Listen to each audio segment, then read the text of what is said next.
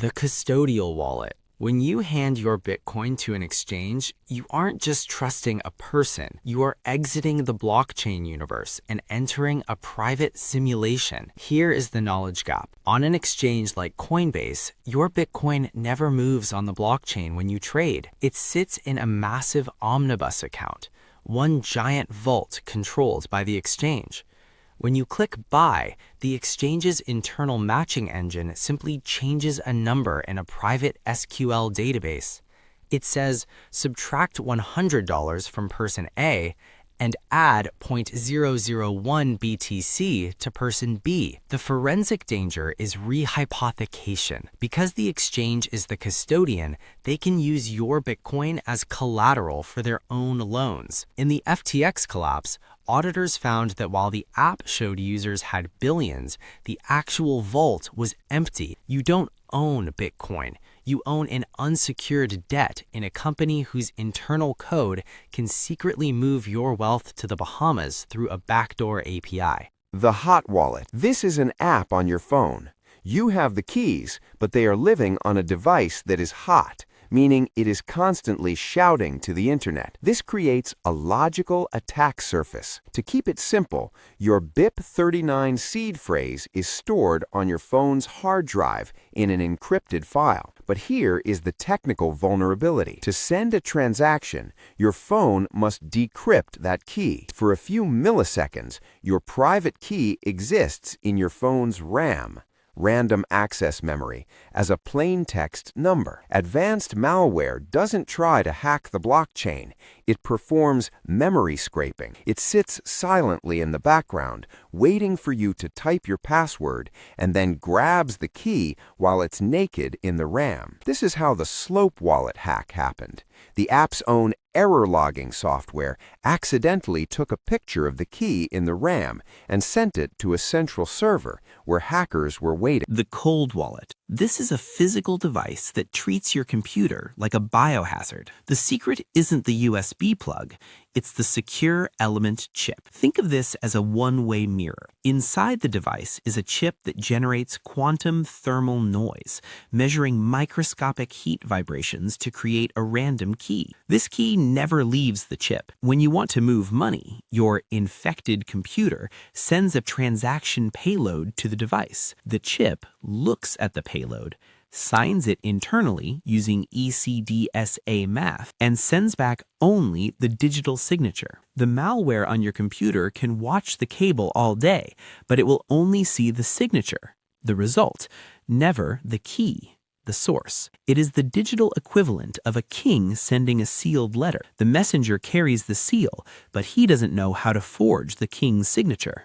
Every modern wallet is an HD wallet, hierarchical deterministic. This is the genius of BIP32.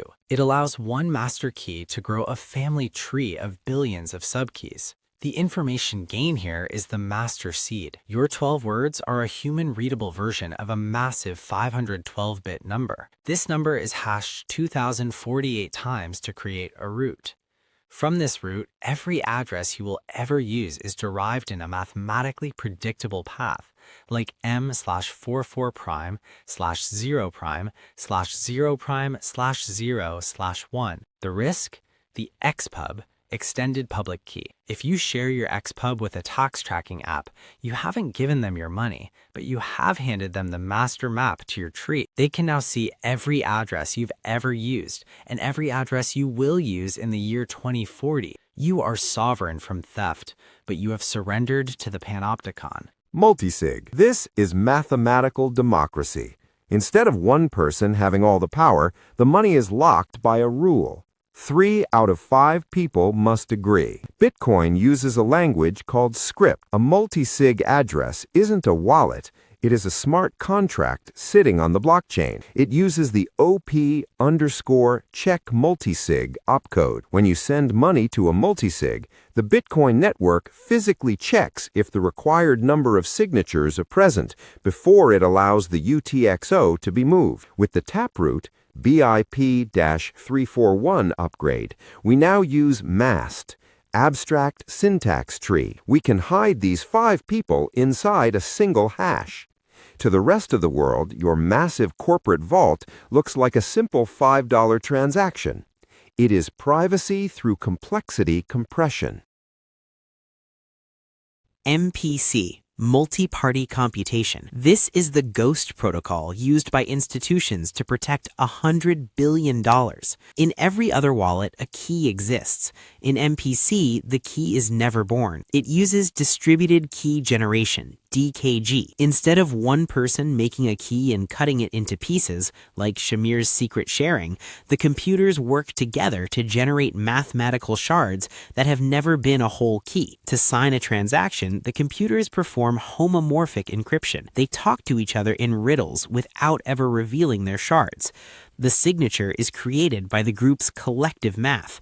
There is no master key for a hacker to find because the key exists only as a mathematical ghost spread across different servers. The brain wallet. It sounds like the ultimate spy weapon. No paper, no hardware, just a thought in your head. You run a passphrase through SHA-256 and the output is your key. But forensically, this is statistical suicide. The security of a private key depends on 256 bits of entropy, randomness. Humans are biologically incapable of generating high entropy. When you use a quote or a song lyric, you are using a predictable pattern. Hackers utilize ASIC-powered cracking rigs and rainbow tables, massive databases of pre-computed hashes.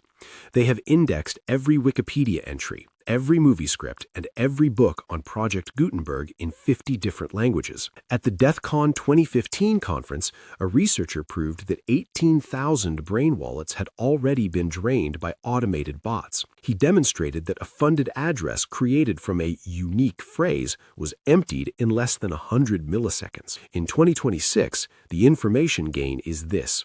Hackers use GPU clusters to run dictionary attacks against the blockchain 24/7. If a thought has ever been spoken by a human, it is no longer a secure key. The paper wallet. This is the ultimate analog storage, but it carries a hidden mechanical trap known as the change address burn. To understand this, you must understand Bitcoin's UTXO, or unspent transaction output model. Bitcoin doesn't have balances, it has envelopes of value. If you have a paper wallet with a 1 BTC envelope and you use a mobile app to sweep it to spend just 0.05 BTC, the Bitcoin protocol destroys the entire 1 BTC input. The network creates two new envelopes, 0.05 BTC for the merchant and 0.95 BTC as chain. Here is the engineering failure. Because the mobile app is an HD wallet, BIP44, it automatically sends that 0.95 BTC to a brand new internal address it generated. If the user deletes that app thinking their 0.95 BTC is still on the paper, they have physically incinerated their wealth. The paper QR code is now a dead pointer to a spent transaction. Thousands have lost fortunes because they didn't understand that a paper wallet is a one-time use vessel. ERC 4337. This is the bridge between wealth and code. In the Ethereum world, this is the end of the seed phrase era. This is account abstraction. It replaces the externally owned account, EOA, with a programmable smart contract account. It utilizes user operations, pseudo-transaction objects that are bundled by a third-party bundler and executed via an entry point contract. This allows for social recovery logic. Forensically, this turns your money into smart property. You can hard code an M of N guardian system using Merkle proofs.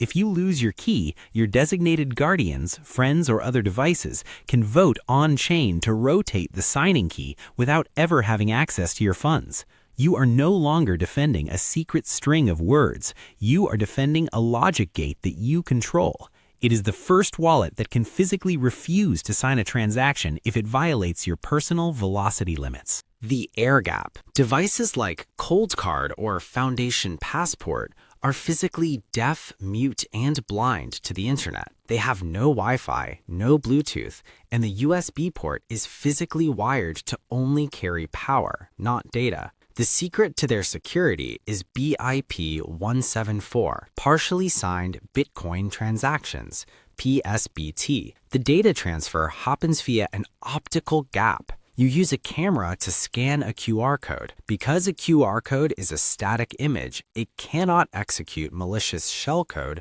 or carry a Trojan payload. When you sign a transaction, the unsigned data is shown on your infected PC as a QR code. Your air-gapped device scans it, signs it in a high-security hardware sandbox, and shows the signed result as a new QR code. The private key remains in a state of physical isolation. Even if a hacker owns your entire house, they cannot jump the 12 inches of air between your computer and your vault. The watch-only wallet. It holds 0 keys. It is a read-only mirror of the blockchain, and it is the primary tool of the digital panopticon. By importing an extended public key, ZPub or XPub, into a node, you utilize the BIP32 derivation tree to pre-calculate every address your wallet will ever generate. This allows you to monitor your cold storage without the spend key ever existing on the device. But there is a metadata trap. If you use a third-party watch-only app, you are leaking your financial fingerprint. That company now has a complete map of your wealth, your transaction frequency, and your IP address. Forensic firms like Chainalysis use watch-only API clusters to link anonymous users to their real-world identities. To be truly sovereign, you must run your own full node and use a local coordinator like Sparrow. In the 21st century, if you aren't watching your own data, someone else is doing it for you.